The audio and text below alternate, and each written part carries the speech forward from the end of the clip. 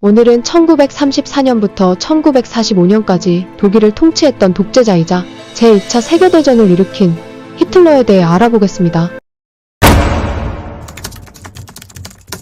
시청하시기 전 구독과 좋아요는 영상 제작에 큰 힘이 됩니다. 히틀러는 막강한 권력으로 최고의 독일을 만들겠다며 온갖 전범을 일으켰던 정치인이었습니다. 하지만 과거 권력을 잡기 전까지 히틀러는 별 볼일 없던 인물이었죠. 아돌프 히틀러는 1889년 4월 20일 오스트리아 국경지대의 소도시 브라우나우에서 태어났습니다. 그의 아버지는 오스트리아 헝가리 제국의 세관 고위공무원이었으며 비교적 부유한 집안이었습니다. 히틀러는 불같은 성격인 아버지 밑에서 엄하고 무섭게 컸으며 히틀러는 어린 시절 미술에 관심이 많아 화가를 꿈꾸며 그림을 그렸습니다. 하지만 여러 차례 미술학교 입학시험에 떨어져 히틀러는 꿈에 그리던 화가가 되지 못했습니다. 이런 히틀러를 한심하게 생각하던 아버지는 그가 공무원이 되길 강요했습니다. 히틀러는 아버지처럼 고지식하고 자유가 없는 삶이 싫어 공무원 되는 것을 거부했습니다. 이로 인해 그는 장래 문제로 아버지와 자주 갈등을 빚어 사이가 좋지 않았죠. 비록 화가의 꿈은 이루지 못했지만 그는 생계를 위해 그림 엽서에 그림을 그려 팔았습니다. 이후 상업미술을 그리며 그림으로 돈을 꽤 많이 벌게 되었죠. 히틀러는 오스트리아 군에 입대해야 할 나이가 되자 군입대를 거부하고 독일로 도망가 버립니다. 얼마 지나지 않아 히틀러는 오스트리아 법에 따라 병역 기피로 재판에 회부되었습니다. 이때 히틀러는 몸이 허약하여 군복무를 할 수 없다라고 말했고 이에 오스트리아 군정 당국은 심신미약으로 처리를 하게 됩니다. 그 이유는 군대가 무서워서 도망칠 정도의 겁쟁이는 필요 없기 때문이었다고 합니다. 히틀러는 자칭 예술가로 백수와 다름없는 무의미한 삶을 보내던 중 제1차 세계대전이 일어나게 됩니다. 그는 생활고를 해결하기 위해 독일 제국의 제후국이었던 바이에른 왕국군에 자진입대를 한 것이죠. 그렇게 전쟁에 참여한 히틀러는 연락병으로 복무하였고 몇 번의 죽을 고비를 넘기며 큰 공을 세워 철십자 훈장을 받았습니다. 히틀러에게 전쟁은 신이 내린 선물이며 군대는 집이었다고 합니다.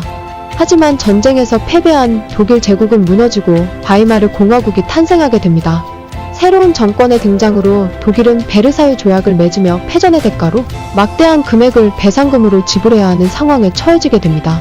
베르사유 조약이 체결되자 독일의 경제와 민심은 순식간에 악화되기 시작했습니다. 이로 인해 히틀러는 자신의 꿈과 희망이 처절히 짓밟힌 것처럼 울분을 터뜨렸습니다.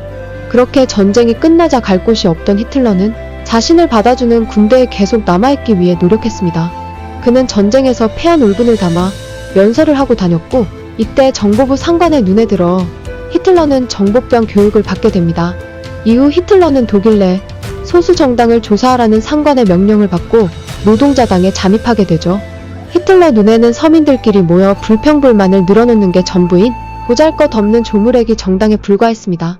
노동자당의 토론회를 지루하게 지켜보던 히틀러는 떠나려던 찰나 참석한 바우만 교수가 독일을 비판하는 발언을 하자 이에 빡친 히틀러는 열변을 토해냈습니다. 당시 노동자당의 당대표 안톤 드렉슬러는 히틀러의 웅변술에 감명을 받아 히틀러에게 당에 가입할 것을 권유합니다. 히틀러는 상관의 명령을 잊고 노동자당의 55번째 당원이 됩니다. 이후 정치인으로 활동에 나선 히틀러는 연설을 하고 돌아다니기 시작했고 그는 선전-선동 능력을 발휘하여 나치당의 세력을 점점 키워나가기 시작합니다. 히틀러는 당내에서 힘이 생기자 당의 이름을 나치로 바꾸게 됩니다. 그리고 당대표인 안톤 드렉슬러를 끌어내리고 히틀러는 나치당의 당대표가 되었습니다. 히틀러의 욕심은 점점 더 커져갔고 당을 키우기 위해 1923년 맥주홀 폭동 사건을 계획하게 되죠. 하지만 허술한 계획 탓에 히틀러는 홈카르의 연설이 진행 중이던 맥주홀을 습격하였지만 어이없게도 경찰에 체포되면서 미수에 그치고 말았죠. 이로 인해 그는 란스베르크 육군형무소에 투옥되었고 1년 후 추록하여 와헤덴 당의 조직을 재편하였습니다. 그리고 합법적 방식의 민주공화제의 전복을 도모하기 시작합니다. 히틀러는 독일국 제3대 대통령이자 제24대 총리에 등극하며 정권을 휘어잡기 시작합니다. 독일을 독재체제로 만들기 위해 히틀러는 수권법을 만들게 되죠. 수권법은 비상사태가 벌어졌을 때 입법부가 행정부에게 입법의 권한을 양도한다는 법률입니다. 하지만 히틀러가 내세운 수권법은 모든 권한을 히틀러에게 주겠다는 법률이었습니다. 하지만 이런 말도 안 되는 법안이 통과되어 히틀러가 독일을 완전히 장악하게 되었습니다. 그는 세계를 정복하려는 야심에 가득 차 있었고 나치즘을 내세우며 제2차 세계대전을 일으켰습니다.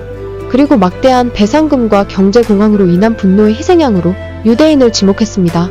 이로 인해 독일 게르만족의 지지를 얻어내며 베르사유 조약을 파기하고 전쟁을 일으켰습니다. 전쟁 중 펼쳐진 유대인 말살 정책으로 히틀러의 악명은 더 높아지게 되었죠. 히틀러는 수많은 유대인들을 아우슈비츠 수용소와 같은 강제 수용소로 보냈고 여러 가지 잔혹한 방법으로 유대인들의 목숨을 앗아갔습니다. 그 수만 당시 유럽 내 약 900만 명의 유대인 중 3분의 2가 사망했다고 합니다. 이렇게 전세를 확장하던 히틀러의 나치 독일은 갑자기 불가침 조약을 깨고 동맹국이었던 소련을 배신합니다. 하지만 소련은 생각보다 호락호락하지 않았고 잇따라 참전한 미국에 의해 궁지에 몰리게 됩니다. 결국 히틀러는 1945년 소련군에게 포위된 베를린 지하벙커에서 더 이상 도망칠 곳이 없어지자 스스로 목숨을 끊었습니다. 수백만 명의 유대인들을 학살했던 인류 역사상 최악의 독재자 아돌프 히틀러. 그의 유골은 불에 태워져 재가 되고 말았습니다.